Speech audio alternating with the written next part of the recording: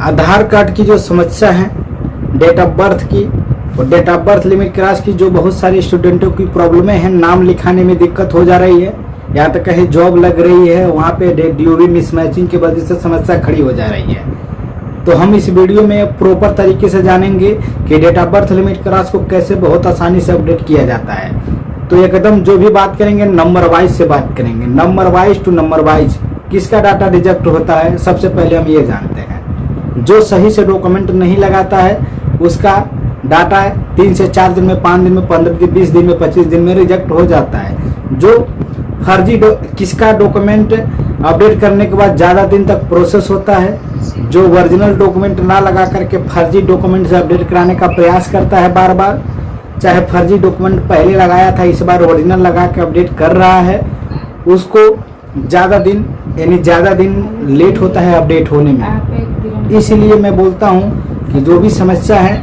कई तरीकों का समस्या आता है, बशर्ते जिसका आधार रहता है वह समझ नहीं पाता है। इसलिए हम बताने का प्रयास करते हैं नंबर वाइज आपको पता चल गया, दो जानकारी पता चल गया किसका लेट प्रोसेस होता है।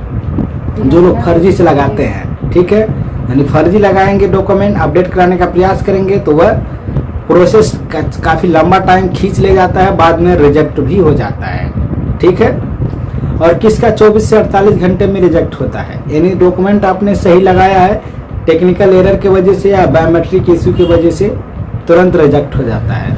और किसका डाटा सक्सेस होता है, जो लोग प्रॉपर तरीके से ODI के गाइडलाइंस के अंदर, चाहे ODI की जो SOP का रूल्स उसके अंदर वह अपडेट कराते हैं, पूरे डॉक्यूमेंट दस्तावेज लगा करके सही से मेल करते हैं, सही से पॉइंट टू पॉइंट दर पीढ़ी चलते हैं, उनका बहुत आसानी से सही टाइम से बहुत जल्दी अपडेट हो जाता है।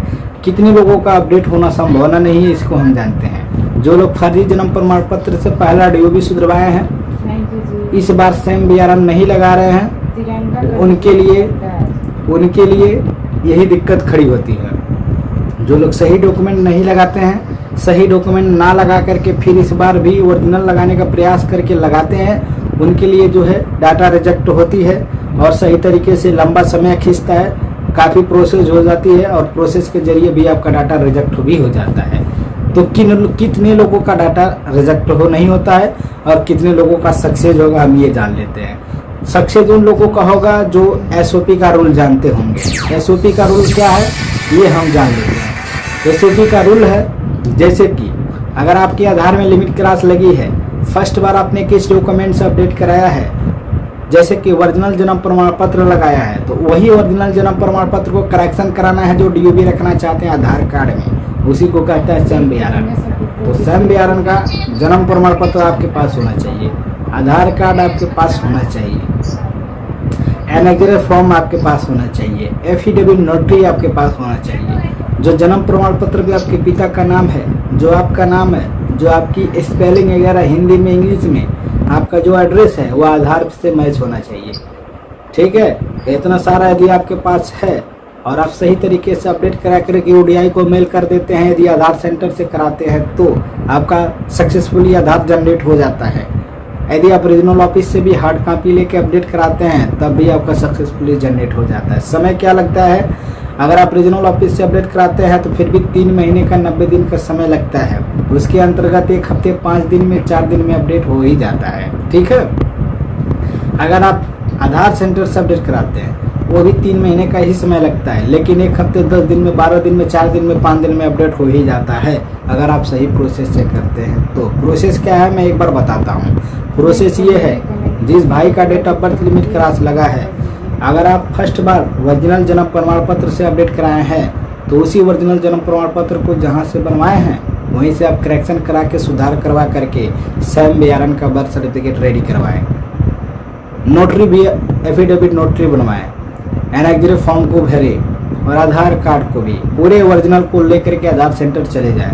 आधार सेंटर ऑपरेटर को बोलना है सर आप आधार कार्ड को लिमिट क्रॉस में अपडेट करते हैं कि नहीं, अगर ऑपरेटर बोलेगा तो दे देना है। वहाँ के डॉक्यूमेंट आपकी जांच वेरिफिकेशन करेंगे, वेरिफिकेशन करके आपके आधार को अपडेट करने का प्रयास करेंगे। प्रयास करके वो जो स्लिप मिलेगा आप उस स्लिप को ले लेना है, उस स्लिप को ले करके घर पे आकर के उस स्लिप को स्कैन करके PDF बना लेना है। PDF बनाने के बाद आपको उसे यूडीआई को मेल करना है। मेल क्या क्या करना है, एफिडेविट नोटरी को भी, एनेक्जरी फॉर्म को भी, ओरिजिनल बर्थ सर्टिफिकेट को भी सेम बीआरएम का होना चाहिए, और आधार कार्ड को भी। यानी सारे डॉक्यूमेंट को भी आपको स्कैन करके पीडीएफ बना लेना है और यूडीआई को मेल करना है। जैसे ही मेल करेंगे अगले दिन आपको उसी टाइम यानी 24 घंटे के अंतराल आपको एक एसआर नंबर जनरेट होती है। उसी एसआर नंबर के जरिए आप लिमिट क्रॉस को अपडेट करा सकते हैं। यानी उस एसआर नंबर से स्टेटस चेक करेंगे कि आपकी डाटा अपडेट हुआ कि नहीं। राइट, समझ आ गया। सेकेंड, आपको जो भी आपका कागज बचेगा आपको उसे अच्छे से रख देना है। एक हफ्ते में आपको स्टेटस चेक करना है कि आपका स्टेटस क्या है। देखेंगे कि आपकी लिमिट क्रॉस 100% अपडेट हो जाएगा। अगर जिस भी भाई का अपडेट नहीं होता है वो लोग मेरे को कमेंट करके पूछ सकते हैं, मैं उनको एक्सप्लोर जानकारी बता दूंगा। एक्सप्लोर करके और हिडन और एग्जैक्ट जो है नेक्स्ट लेवल का जानकारी दूंगा, जिससे उनके लिमिट क्रॉस 100% अपडेट हो जाए। ठीक है, जिसको यह जानकारी में अच्छा लगा हो कमेंट कर सकते हैं, चैनल को भी सब्सक्राइब कर सकते हैं और अपने दोस्तों के साथ भी व्हाट्सएप पे भी शेयर कर सकते हैं जो date of birth limit cross से परेशान है। Date of birth limit cross वाले जो है अक्सर करके परेशान ही होते हैं क्योंकि उनको जानकारी सही नहीं मिल पाता है। लेकिन ये वीडियो उनको शेयर करिए ताकि अच्छा जानकारी मिले और सही तरीके से अपडेट कराएं। ठीक है, जय हिंद दोस्तों, नमस्कार।